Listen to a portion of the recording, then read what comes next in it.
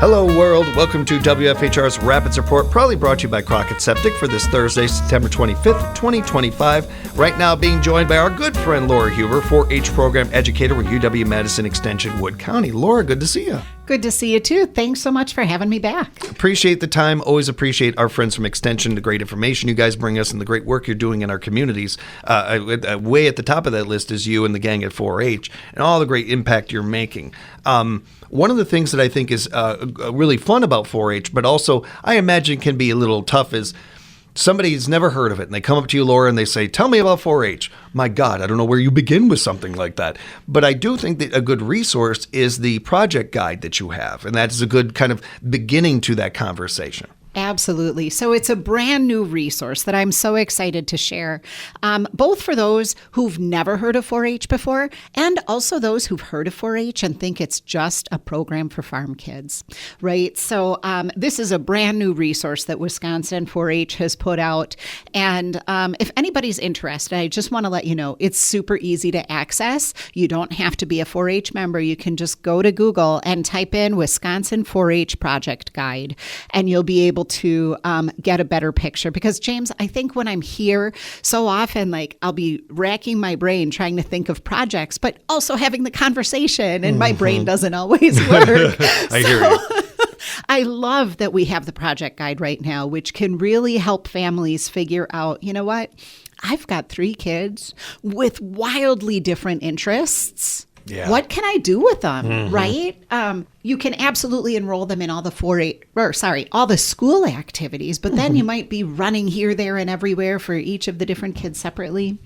4-H, our local clubs are open to kids from kindergarten through a year past high school. We've got boys and girls and all ages all mixed into the same club, so it can really be a cool one-stop shop for families. Yeah. So I don't know if that makes good sense Absolutely or not. Does. It does. Absolutely does. And especially because I think, again, whether you're learning about this for the first time, you've never heard of it, or you know what it is, which I think the majority of people out there know 4-H. I think 2 real important points there of reminding people that 4-H is certainly, it is a welcoming place for those that love agriculture and all that, but it's not just that. Right. And to that point, there is literally something for everybody. Any kid can find something in a project or an activity that 4-H is doing that could really help them excel, help them enjoy things, along with so many other great things that 4-H does. Absolutely.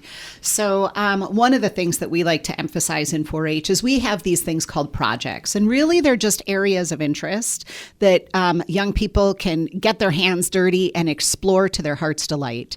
And sometimes what they're going to dive into is something that they absolutely love, and they want to do more, and they want to go deeper, and they want to, the whole run of it. And sometimes it's like, hey, this is kind of fun for now, but this isn't my passion for forever. Yeah. And what the project guide will do is it'll help walk you through, like, oh my gosh, what are the big areas? James, I know that you are really into theater, right? So let's say we've got young people who are really into theater. We've got this umbrella area called expressive arts. So, young people are artistic, your child is artistic. What kinds of things might they be able to explore in 4-H? And James, you already know, young people in 4-H can explore theater. Yes. We have a program where we'll put kids up on stage in one-act plays or skits or all of that kind of stuff. But they might not want that kind of expression. Maybe they are just really into writing. They like kind of being behind the scenes, but still entertaining people with some beautiful writing. We can do that. And so you go into the project guide, you find that expressive arts area, and you can see all of the different areas. But what I really love about this is it kind of can walk you through what is the project like for a beginner? What about those who are a little bit more experienced? And how can they continue to advance? Because, right, we're trying to help young people become experts in areas that they're interested in. And it's not because we're trying to make, more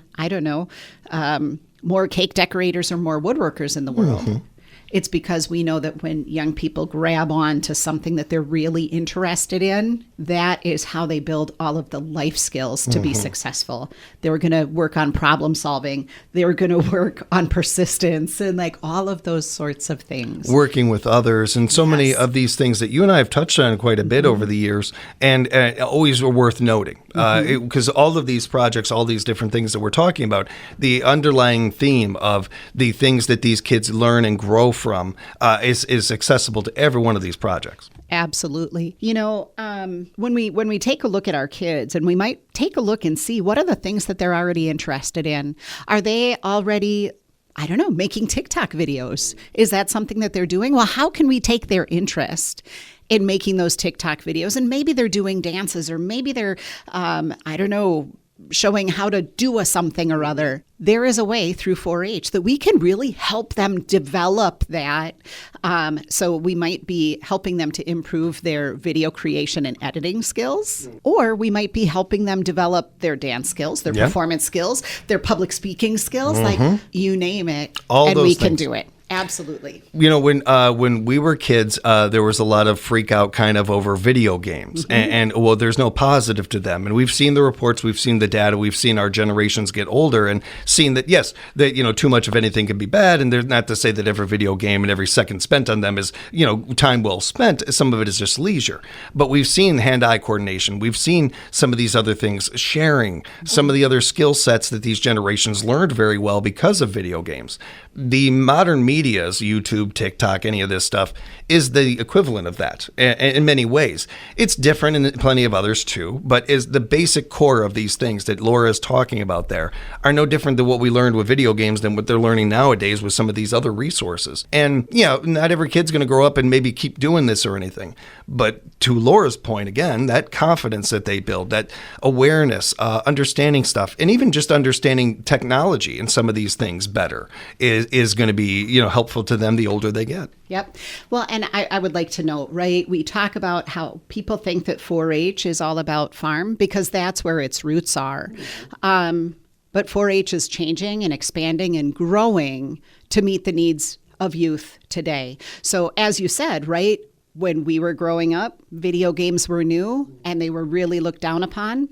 Now there's an esports project that young people can get involved in. And the video game stuff, like we can work on developing video games. That has to do with science, technology, engineering, and math, kind of that creative programming and what have you. And now today's youth are really into, well, you know what? Today's youth have grown up with digital devices in their hands. Yeah. So their experience is different.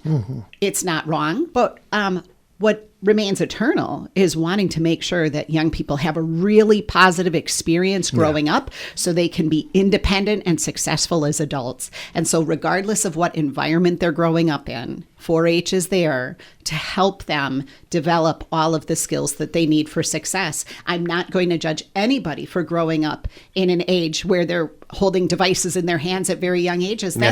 They didn't do that. Their parents chose that, right? Yeah. And so how can we help them be successful? A teammate of yours, Matt Lippert over at UW, really helped me understand how much technology and agriculture are hand in hand nowadays as well, and have been for a very long time. Matt was game-changing for me in that regard, and I did not know that stuff until started interviewing and talking with him.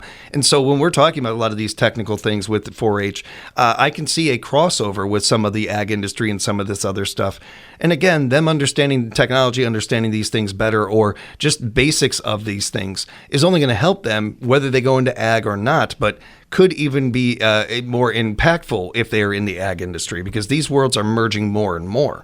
So it's not as if when we talk about technology and agriculture, they're in two different hemispheres or something. They're getting closer and closer, if not intertwined more and more. Absolutely. And I think that's really an interesting point when you think about then the arts. Like, I feel like sometimes the arts are just shoved over in a corner of their own. Tell me about it. But the arts really highlight creativity, creative thinking. And that's one of the greatest things for, I realized this didn't go quite right. What can I do different? So there's problem solving and adaptability and perseverance to keep going. But in science, in technology, we always need that creative aspect. So we need minds to know how to think and function creatively as well. And what better way than through the arts? Yeah. And then I would say, like, sometimes we still really need those concrete, hard skills. We need people who know how to cook. We need people who know how to sew and repair things. We need people who know how to do all sorts of things. I don't think we can ever talk about that's an old-fashioned skill that we don't need anymore. No. So I love that we have caring adult volunteers in 4-H who are willing to say, you know what, I learned how to do this, and I would love to share my skills and knowledge with you, with young people who are coming up and will need these, whether they realize it or not. Yeah, definitely. And they will need it. Everybody should know how to sew. It's a good one. I appreciate you mentioning those volunteers. It's a quick reminder to everybody out there that you have a skill set you would like to share, or you would just like to volunteer and be a part of things at 4-H. Well, before we wrap up, I'll let you know how to get in touch with 4-H about that and your local 4-H. You bet. So one of the things, the way that 4-H is structured for the most part in Wood County is youth and families join a local club. And last year we had 585 youth in 4-H, and we had 115 adult volunteers. So those are caring adults who are willing to, maybe they're working at the club level to help the kids who come to their monthly meeting learn a new skill, or maybe they're helping out at something like Creative Arts Day or Project Discovery Day, which is an event where the whole county comes together to learn, to perform, to share what they've been doing in the program. And so we might have adults who want to volunteer at the club level locally. It doesn't mean that you're signing up for life or anything like that. Or we might have volunteers who just come for the county level. So as a great example, we had the wood carvers.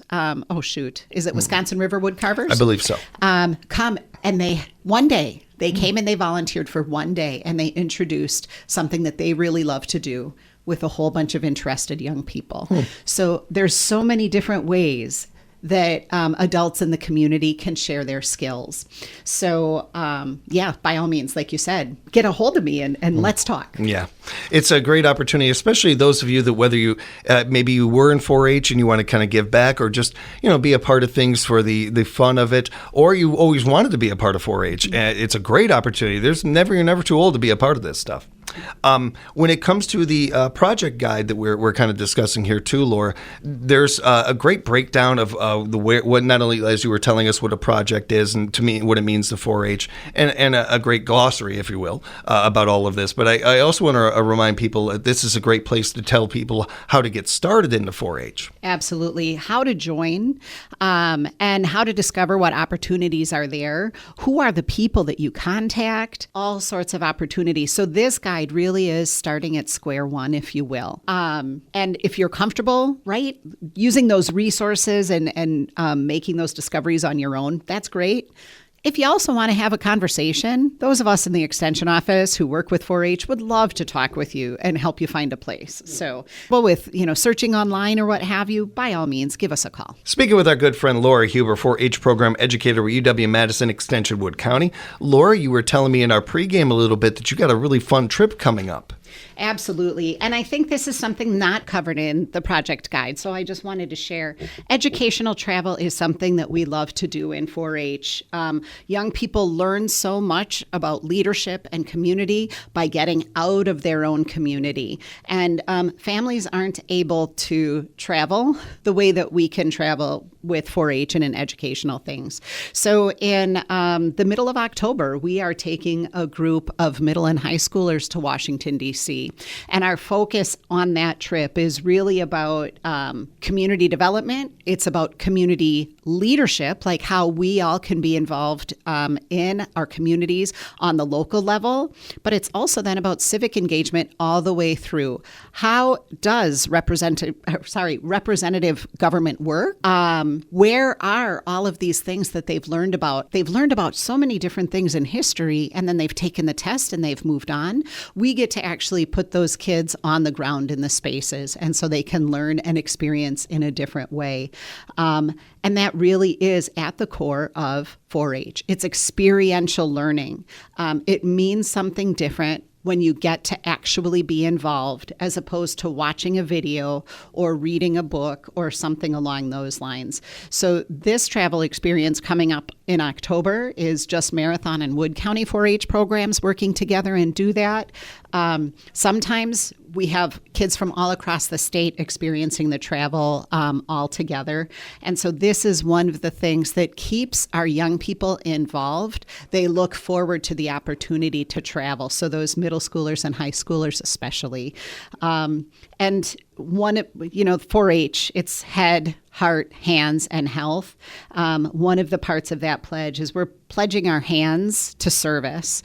Service includes becoming involved in local governments, local boards, and it's not necessarily government, right? It could be a local nonprofit. It could be the city or village board. It could, like all of those things. All of them, yeah. And so we really are working with our young people to help them learn that so they can be involved.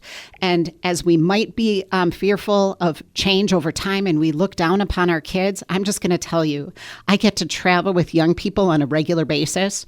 It is such a good fortune in my life to be able to do that. The more time you spend with young people, the more you realize that they really are amazing and our future's in good hands. We just need to give them the opportunities for the leadership and for the learning. Preach. I could not agree with you more, Laura. I'm fortunate in a much, much minor way, but working with a lot of younger people and the teaching and some of the acting I do.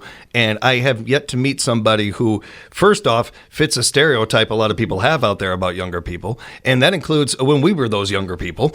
Sure. It seems to be a thing. But it also gives me confidence in so many other departments in this world. And you talking about this trip that you guys are taking, especially with what we do here at WFHR and covering politics as heavily as we do, one of my major gripes about and my concerns is so many people running for office and not understanding the three branches of government, not understanding the basics of what the job that they're doing. This kind of thing not only helps these kids with all of the things that you said, but also maybe more and more of that generation and the generations to follow will know those basics, will understand those things. And I think have more understanding and empathy, not only for the citizens and the people of their community, but for for our government system and the way this thing is. I think this is a great system we have. Yeah. I think that just not enough people understand it. And I think that there is some, whether it's fear or just, concern, I think a lot of that gets washed up when you all of a sudden understand it better. This helps with that, along with the fact that traveling does a lot of things for kids. I was growing up, I moved all over the place and lived in a lot of different spots. And while there was a little bit too much of it, maybe, one of the things that it really made me do was appreciate where my roots were and where I'm from. Traveling doesn't always mean, kids are going to want to leave. More times than not, it helps them appreciate their own backyard. Absolutely. Absolutely. They understand where they come from and what was wonderful about the places that they came from. Yeah. 100%. So I just want to thank you for letting me come in and share this. Now is the time for families to join 4-H. The fall is the beginning of the school year. It's also the beginning of the 4-H year. So the more you're involved, the more you get out of it. So I would invite you to please consider Wood County 4-H. We've got 14 amazing clubs, and I can help you get connected to one that will fit your family's needs. What is the best way to get a hold of you, Laura, and certainly find out the guide here? Yeah, so my phone number at the office is 715-421-8439. We are in the courthouse in Suite 123 if you wanted to just stop by. Or you can send an email to me at Laura, that's LAURA, .Huber, HUB as in boy, ER, at WISC.edu. And of course, any of this information, if you need it, reach out to us, everybody. We will make sure to get it to you. 4h.extension.wisc.edu is the website. I test this out every time before you guys come in from Extension, throw it into the searcher, and it pops up right away. So there's a lot of different ways that you can find out more and get in touch with Laura and the gang at 4-H. Laura, we appreciate you so much. Thanks for the time. Thank you so much. And thank you for joining us out there, everybody, for another edition of WFHR's Rapids Report.